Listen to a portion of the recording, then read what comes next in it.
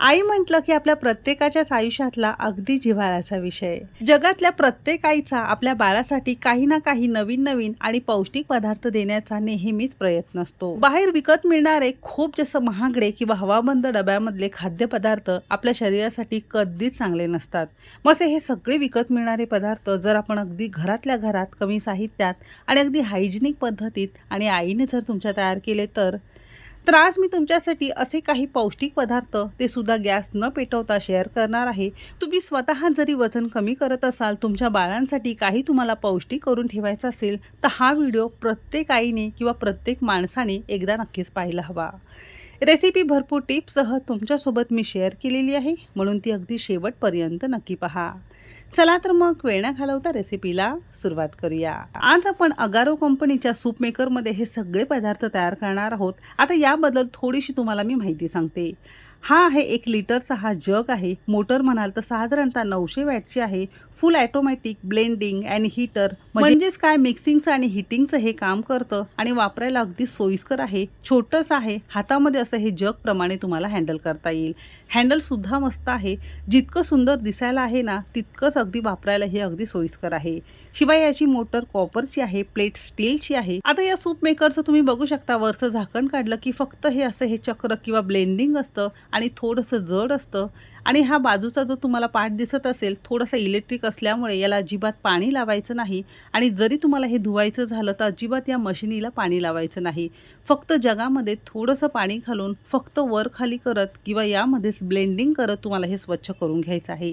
थोडंसं इलेक्ट्रिक वस्तू वापरतो म्हणून थोडीशी काळजी घेऊन आपल्याला हे सगळ्या गोष्टी करायच्या आहेत.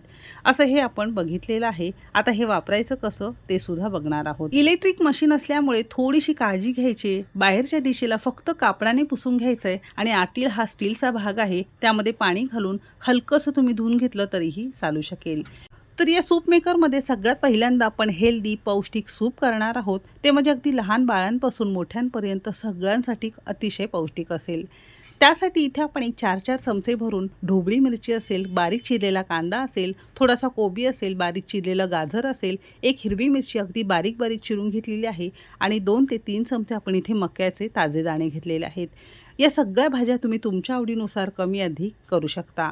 मशरूम किंवा पनीरसुद्धा तुम्हाला यामध्ये वापरता येईल. सगळ्यात पहिल्यांदा सूप मेकरमध्ये या सगळ्या भाज्या आपण काढून घेतलेल्या आहे. लक्षात असू द्या, भाज्या अगदी बारीक बारीक चिरून घ्यायचं आहे. चवीपुरतं सैंधव मीठ घातलेलं आहे आणि अर्धा चमचा काळी मिरीची पूड घातलेली आहे. बाकी जास्त मसाले घालायचे नाही.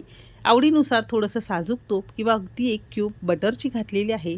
एक 2 ते 3 चमचे आपण इथे कॉर्नफ्लोअरचं थोडंसं पाण्यामध्ये घोळून त्याचं पाणी घातलं आहे, म्हणजे सूप थोडंसं घट्ट होईल. अर्धा लिटर साधारणतः पाणी घातलेलं आहे. आवडीनुसार अगदी पाव चमचा आलं लसूण पेस्ट घातली तरीही चालू शकेल. आता फक्त हे वरचं झाकण असं हे फक्त याला दाबून घ्यायचं आहे आणि इथून बघून घ्यायचं आहे अगदी असं हे व्यवस्थित पॅक बसलं पाहिजे.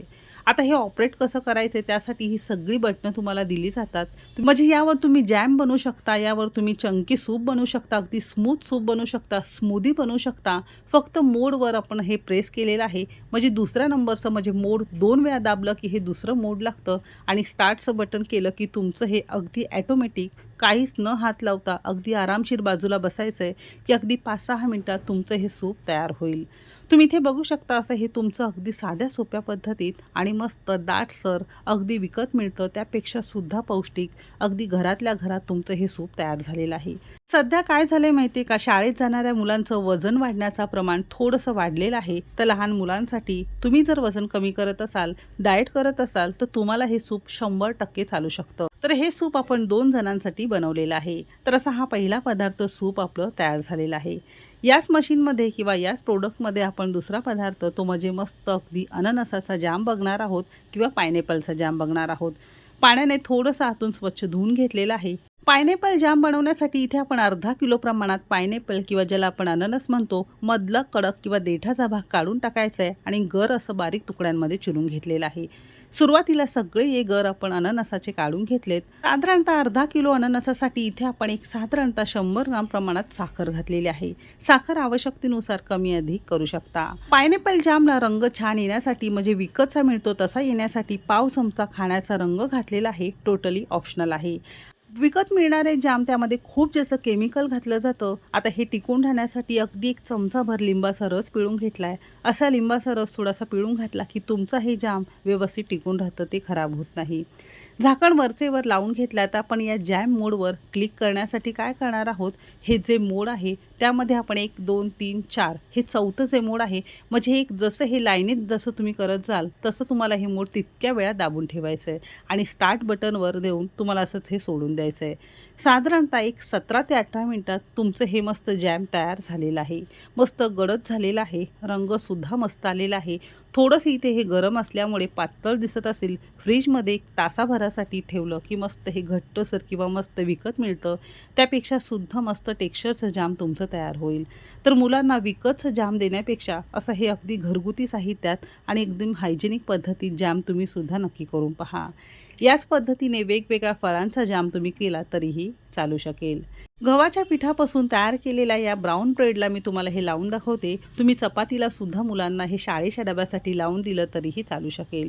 म्हणजे अगदी हायजेनिक आणि स्वच्छ पद्धतीने मस्त आपण घरामध्येच हे जाम तयार करू शकतो.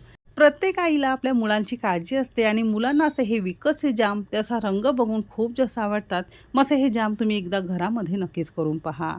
तिसरा आणि शेवटचा पदार्थ तो म्हणजे अगदी चॉकलेट स्मूदी बघणार आहोत. तुम्ही कोणत्याही फळांचा रस अगदी सारख्याच पद्धतीने करू शकता. त्यासाठी पुन्हा पण पाण्याने स्वच्छ भांडं धुवून घेतलेलं आहे.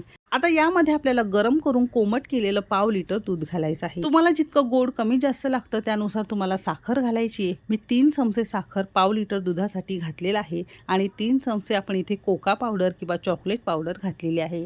आवडीनुसार चॉकलेट आईस्क्रीम घाला किंवा व्हॅनिला आईस्क्रीम घाला, म्हणजे ह्याने चवीला आणि थोडंसं दाटसर तुमचं हे मिल्क शेक किंवा तुमची ही स्मूदी तयार होते.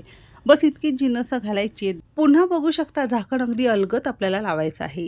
स्मूदीचं असं हे ऑप्शन निवडताना एक तर जाम मोड किंवा ब्लेंडर मोडवर आपल्याला ऑपरेट करायचं आहे.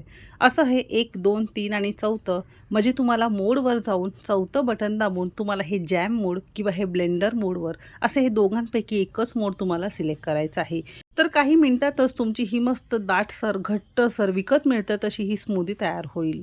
तुम्ही इथे बघू शकता काही सेकंदातच संपूर्ण झाल्यानंतर लाईट ब्लिंक करते किंवा थोडासा टिंग टिंग टिंग असा आवाज येतो, म्हणजे ही तुमची दाटसर अशी तुमची ही स्मूदी तयार झालेली आहे. तुम्ही इथे बघू शकता मस्त फ्रीजमध्ये ठेवा, आणखीन ही मस्त दाटसर घट्टसर होईल. इथे आपण लहान मुलांना आवडणारी चॉकलेट स्मूदी बनवलेली आहे. तुम्हाला जी फळं आवडतील ती दुधामध्ये घालून तुम्हाला त्याची स्मूदी किंवा मिल्क शेक तयार करता येईल. या पद्धतीने आपली मस्त दाटसर अशी मिल्क शेक किंवा स्मूदी पिण्यासाठी तयार झालेली आहे. तर आजच्या या सगळ्या रेसिपी तुम्हाला कशा वाटल्या मला कमेंट करायला अजिबात विसरू नका. तयार केलेला पायनॅपल जाम 1 महिनाभर फ्रीजमध्ये अगदी व्यवस्थित तयार राहतो. मुलांच्या डब्याला चपाती किंवा ब्रेडला लावून तुम्ही देऊ शकता. तुम्हाला जर अगारो कंपनीचा सूप मेकर घ्यायचा असेल तर अमेझॉनची ऑनलाईन लिंक खाली डिस्क्रिप्शनमध्ये दिलेली आहे, तिथे जाऊन तुम्ही नक्कीच बघू शकता. तर आजची ही रेसिपी आणि माहिती तुम्हाला कशी वाटली मला कमेंट करायला अजिबात विसरू नका. रेसिपी कोणत्या शहरातून बघताय ते सुद्धा नक्की सांगा. चला तर मग भेटू एक मस्त आणि जबरदस्त रेसिपीसोबत. तोपर्यंत मस्त खा आणि स्वस्त रहा.